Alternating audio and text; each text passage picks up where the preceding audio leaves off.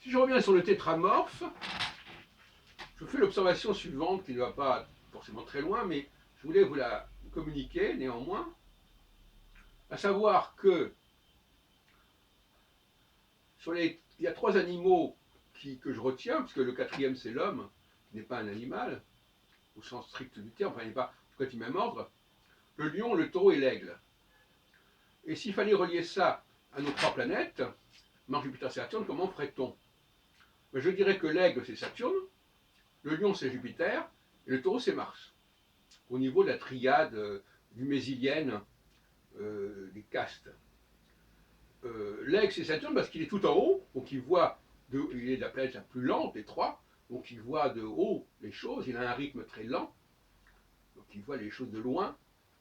Ensuite, en bas, il y a Mars, qui est le taureau. Bon, le taureau, lui, il est très terre à terre, c'est le cas de dire, et il est très proche de la réalité immédiate, il a un cycle très court.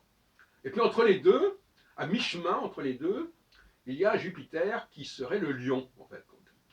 Et le lion, c'est un animal qui n'a ni la hauteur de vue de l'aigle, ni la dimension très laborieuse du taureau et du bœuf, mais qui sait se faire entendre, rugit, et peut servir en quelque sorte de sergent-major pour Saturne, si on veut. En tout cas, il est un peu un personnage un peu hybride entre le taureau et l'aigle. Et voilà ce que je voulais vous dire. Bon, je ne sais pas ce que ça vaut, mais en tout cas, sur le plan symbolique, je trouve que ça marche bien.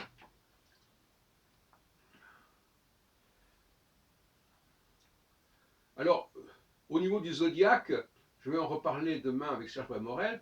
Il semble que ces trois constellations aient été les premières qui aient été nommées.